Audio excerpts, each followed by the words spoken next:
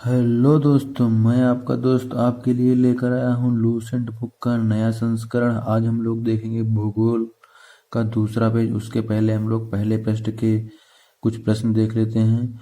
भूगोल का जनक कौन है? जियोग्राफी का शब्द किसने दिया? विश्व मानचित्र के निर्माणकर्ता कौन है? महाविस्फोट सिद्धांत किसने दिया और उसकी व्याख्या किसने की? ये आप लोगों को बताने हैं जो हमने पहले पढ़ा रखा है। आज हम लोग देखेंगे नेक्स्ट पेज को। तो सबसे पहले देखेंगे इम्पोर्टेंट। ब्रिटिश वैज्ञानिक हिग्स ने 1964 ईस्वी में कॉस्मोलॉजी समझने हेतु गॉड पार्टिकल परमाणविक अवधारणा को पेश किया था, जो भारतीय वैज्ञानिक सत्येंद्र नाथ बोस के बोसन थ्योरी पर आधारित थी। देखेंगे दोस्तों आगे।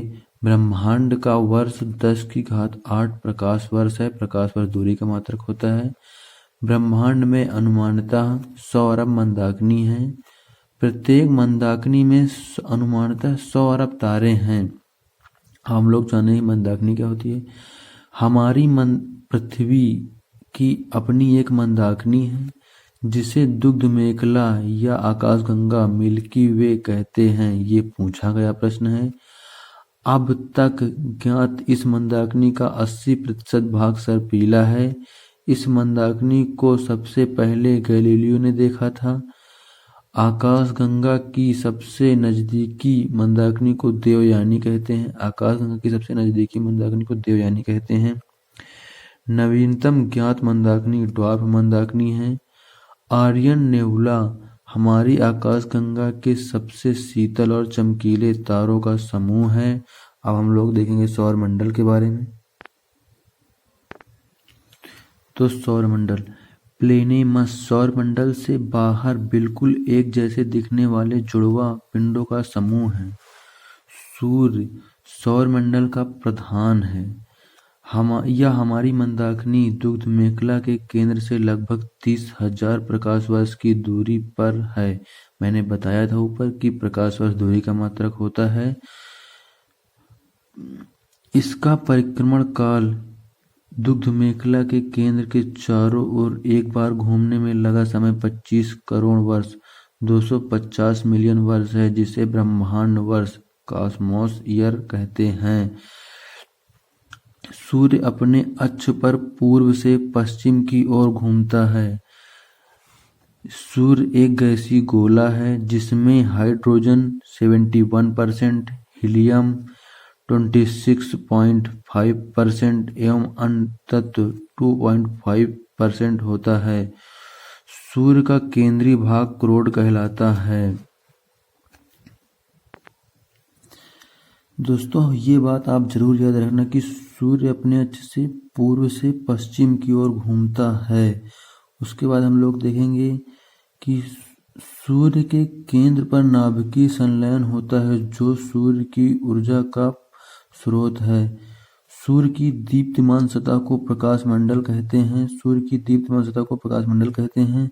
प्रकाश मंडल के किनारे प्रकाशमान नहीं होता, क्योंकि सूर्य का वायुमंडल प्रकाश का अवशोषण कर लेता है, जिसे वर्णमंडल कहते हैं। यह लाल रंग का होता है। सूर्य ग्रहण के समय दिखाई देने वाले भाग को सूर्य किरीट कोरोना कहते हैं। ये जरूर याद रखना, चर्चा में है। सूर्य किरीट एक्स रे उत्सर्जित करता है, जिसे सूर्य का मुकुट कहा जाता है। पूर्ण सूर्य ग्रहण के समय सूर्य किरीट से प्रकाश की प्राप्ति होती है। सूर्य की उम्र 5 बिलियन वर्ष है। भविष्य में सूर्य द्वारा ऊर्जा देते रहने का समय 10⁻11 वर्ष है।